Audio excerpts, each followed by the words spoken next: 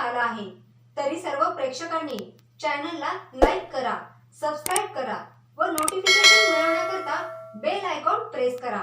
माळशिरस तालुक्यातील इस्लामपूर येथील पवार परिवाराच्या वतीने शुक्रवार दिनांक 15 मार्च 2024 रोजी दुपारी 4 वाजता जागरण गोंधळ कार्यक्रमाचे आयोजन करण्यात आले होते। सदर कार्यक्रमाला माळशिरस विधानसभेचे लोकप्रिय दमदार आमदार राम सातपुते उपस्थित होते। यावेळी उपस्थितांना मार्गदर्शन करताना लोकप्रिय दमदार आमदार रामभाऊ सातपुते म्हणाले की माळशिरस तालुक्यातील 22 गावांना जो दुष्काळाचा कलंक लागला होता, त्या गावांना पंतप्रधान नरेंद्रजी मोदी आणि उपमुख्यमंत्री देवेंद्रजी फडणवीस यांनी 937 कोटींचा निधी देऊन हा कलंक पुसला आहे। येणाऱ्या निवडणुकीत जे होईल ते होईल, पण आपलं चिन्ह कमळ आहे, आपला उमेदवार नरेंद्रजी मोदी आहेत, त्यामुळे आपल्याला फक्त भारतीय जनता पार्टीचे सरकार आणायचं आहे। तर आपण प्रत्यक्षच पाहूयात ते आणखी काय म्हणतायत। आज पवार परिवारातील या कार्यक्रमानिमित्त उपस्थित व्यासपीठावरील सगळेच नेते मंडळी,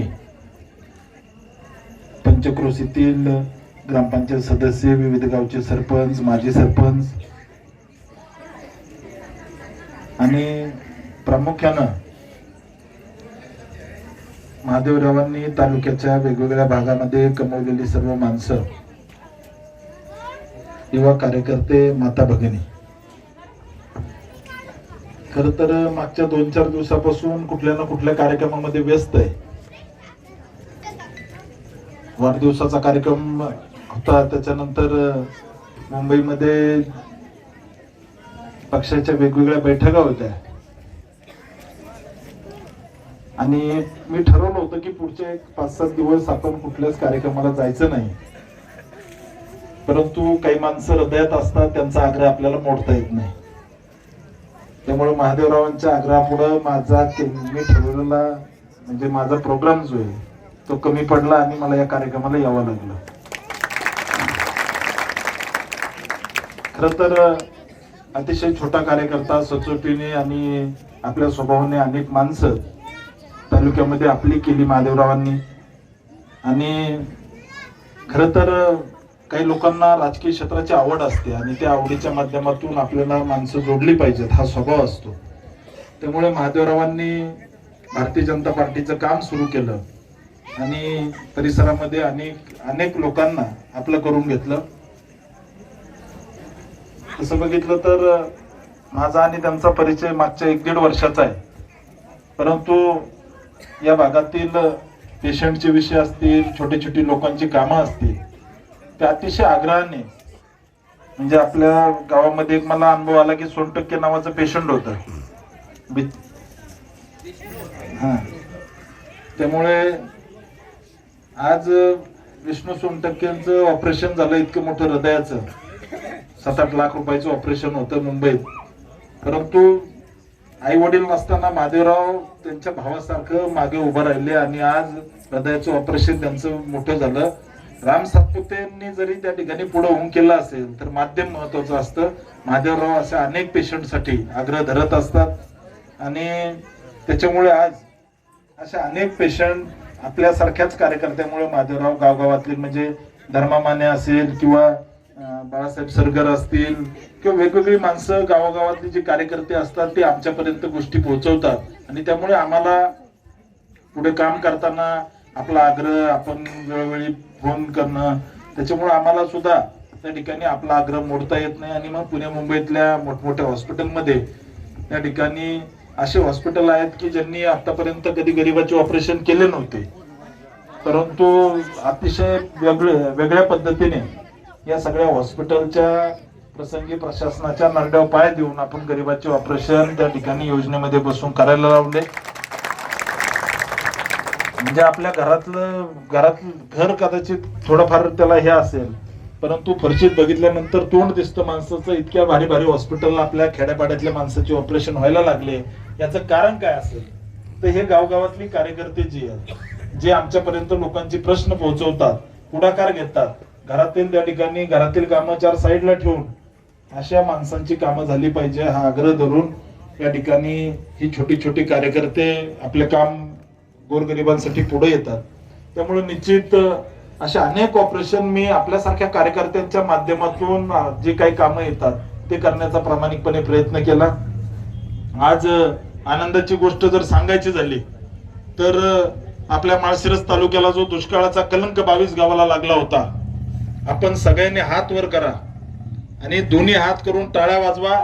फडणवीस साहेबांनी आणि आदरणीय मोदीजींनी परवा दिवशी 937 कोटी रुपयाचं टेंडर पास केलं आणि माळशिरस तालुक्यातले हे सगळी गावं जी आहेत, म्हणजे मानकी असेल, गारवाड असेल, ह्या सगळ्या गावाला 22 पैकी 22 गावाला 937 कोटी रुपयाचा निधी दिला. ज्या गावामध्ये उन्हाळ्यात पाण्याची फरफट व्हायची लोकांना, आज आपल्या तालुक्यामध्ये फडतरी असेल, गिरवी असेल, भाम असेल, रेडे असेल, या सगळ्या गावांना टँकरची गरज लागते.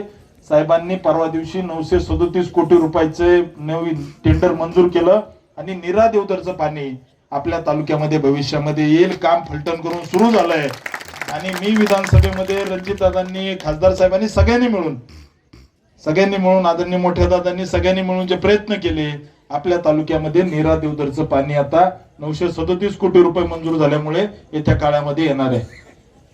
भाजप सरकारने काय केलं, मोदी सरकारने, तर आपला इतक्या वर्षाचा रेल्वेचा प्रश्न होता.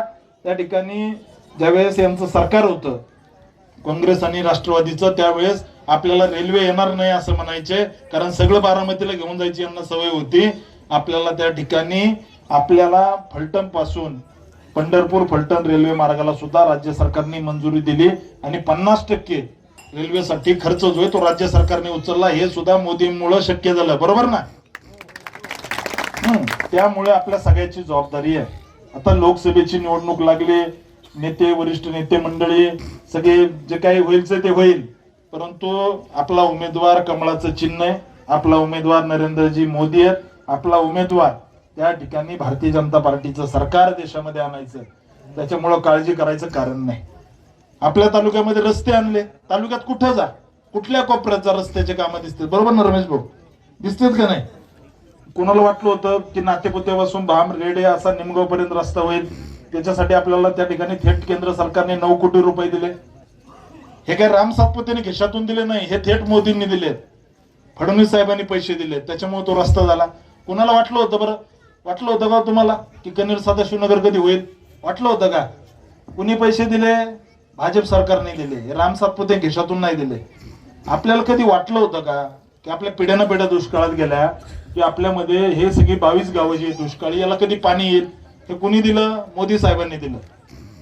त्याच्यामुळे आपल्याला इतकं भरभरून दिलंय माळशिरस तालुक्याला.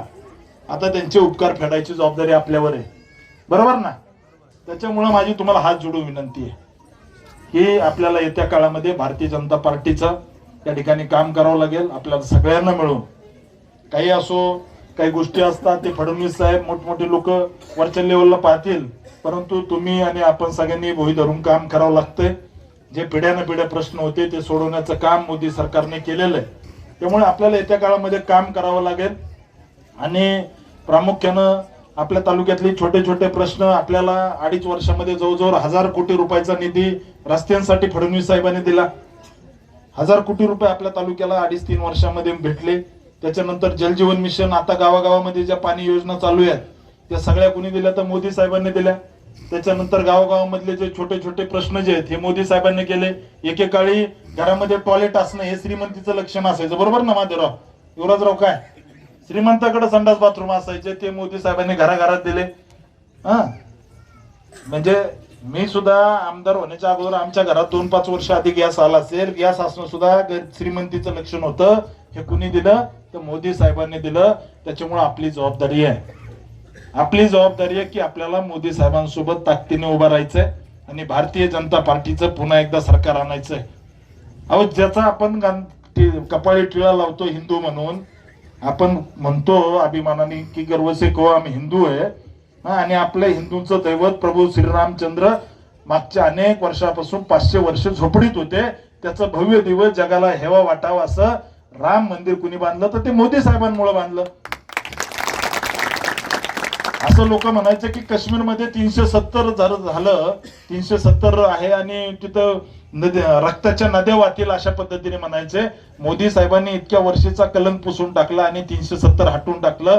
आज काश्मीरमध्ये काश्मीर मधले सगळे लोक मोदी मोदी म्हणतायत आणि आपल्यासारखा माणूस सुद्धा त्या ठिकाणी छाती ठोकपणे काश्मीरमध्ये कुठेही जाऊ शकतो. हे कुणामुळे झालं तर मोदीमुळे झालं. एवढंच नाही तर अनेक वर्ष आळंदीपासून आपला वारकरी निघायचा, पंढरपूर पर्यंत जायचा, रस्त्याने खडे टोचायचे, या ठिकाणी रस्त्याने वाईट हाल होते. आपल्या तालुक्यातून जो रस्ता जातोय तो सुद्धा मोदी साहेबांनी दिलाय. त्यामुळे आपली जबाबदारी आहे की आपण काही बघायचं नाही. आपल्याला येत्या काळामध्ये जर देशाची प्रगती करायची असेल, ताट मानेने जर जगायचं असेल, जे 70 वर्षात भेटलं नव्हतं ते देण्याचं काम मोदी साहेबांनी केलं. राम सातपुतेने या तालुक्यात काहीच केलं नाही. जे काही केलं ते फडणवीस साहेबांनी या ठिकाणी मोदी साहेबांनी केलं. त्याच्यामुळे आपली जबाबदारी आहे की आपल्याला याच्यातून व्हायचंय, आपल्याला येत्या काळामध्ये काम करायचंय आणि भारतीय जनता पार्टीचं पुन्हा एकदा या ठिकाणी देशामध्ये सरकार आणावं लागतंय.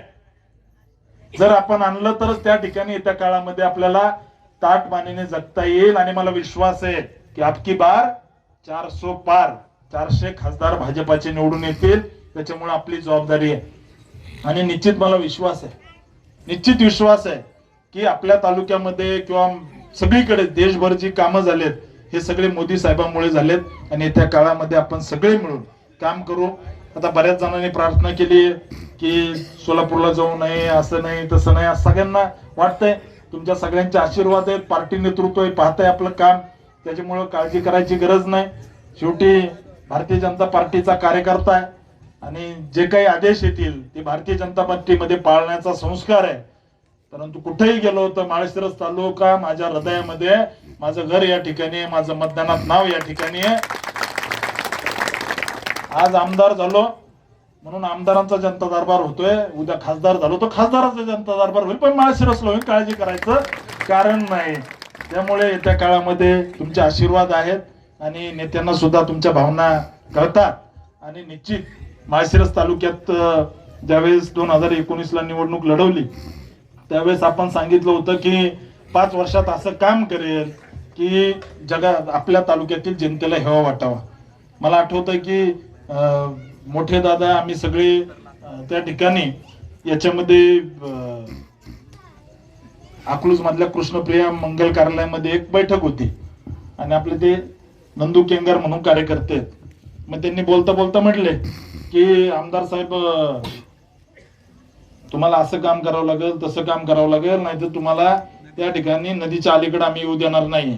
मी म्हणलं नंदकुमार केंगर लक्षात राहू द्या, राम सातपुते 5 वर्ष असं काम करेल की तुम्ही वाजवत गाजवत मला नदीच्या पलीकडे घ्यायला याल.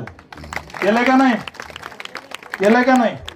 माळशिरस तालुक्यातल्या बच्च्याला विचारा की राम सातपुतेने काय केलं तर जीवाची माणसं आम्ही तालुक्यामध्ये कमवले आणि अतिशय प्रामाणिकपणे काम करण्याचा प्रयत्न केला. मला विश्वास आहे मी जे काम केलंय हे भारतीय जनता पार्टीने जी ताकद माझ्या मागे उभा केली. काल परवा जे वाढदिवसाला मंडळी आले होते त्यांनी म्हटलंय की फडणवीस साहेबांनी म्हटलंय की राम सातपुते लंबी इनिंग करणार, त्याच्यामुळे काळजी करायचं कारण नाही. शेवटी पार्टी मागे आपल्या मागे उभा आहे आणि भविष्यामध्ये त्या ठिकाणी आपल्याला सगळ्याला मिळून आपल्यावर जे भारतीय जनता पार्टीच्या सरकारने मोदी साहेबांनी या तालुक्यामध्ये विकासाची गंगा आणली त्या विकासाच्या गंगेला न्याय देण्याचं काम आपल्याला येत्या निवडणुकीमध्ये करायचंय आणि आपण निश्चित कराल हीच या ठिकाणी अपेक्षा व्यक्त करतो. महादेवराव अतिशय प्रामाणिकपणे काम करणारे कार्यकर्ता आहे, त्याच्यामुळे महादेवरावांच्या मागे पूर्ण ताकदीने राम सातपुते आणि एक पक्क सांगतो की राम सातपुतेचे मोठे भाऊ महादेवराव आहेत. त्याच्यामुळे महादेवराव काळजी करायची नाही, तुमच्या मागे मी पूर्ण ताकदीने मी कार्यकर्त्याच्या मागे एकदा उभा राहतो म्हणलं की राहतो, परिणामाची तमा बाळगत नाही. त्याच्यामुळे एक पक्क सांगतो की येत्या काळामध्ये आपण चांगलं काम करा. इस्लामपूर गावामध्ये मोठ्या प्रमाणात निधी दिलाय. जिजामाता चौकसाठी आपण परवा 20 लाख रुपये टाकले, इथले रस्ते सगळे जोडले. या ठिकाणी गावातील जे प्रश्न आम्हाला सांगितले ते सगळे सोडवण्याचा प्रयत्न केलाय. जे राहिले असतील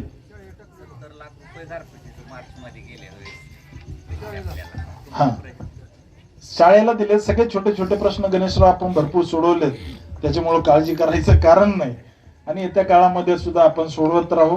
माझी एकच विनंती आहे तुम्हा सगळ्यांना की आम्ही जे काही करू शकलो, मी असेल, रणजितदादा असतील, हे केंद्रात आणि राज्यात सरकार होतं म्हणून आडातच जर नसतं तर पवऱ्यात आलं कुठून असतं. आम्ही पवऱ्याच्या माध्यमातून फक्त उपसायचं काम केलं, इकडं तालुक्यात आणून निधी टाकलाय. परंतु आड आणि विहीर मोदी साहेब आणि फडणवीस साहेब आहेत, आपल्याला त्यांना विसरून चालणार नाही, एवढं डोक्यात पक्क ठेवायचं. आता निवडणूक आलेली आहे, जोरदार आपल्याला ताकदीने पुन्हा एकदा या ठिकाणी भारतीय जनता पार्टीचं सरकार केंद्रामध्ये आणायचं आणि ते आपण आणू आणि ताकदीने आणू हा विश्वास व्यक्त करतो आणि थांबतो. जय हिंद, जय महाराष्ट्र.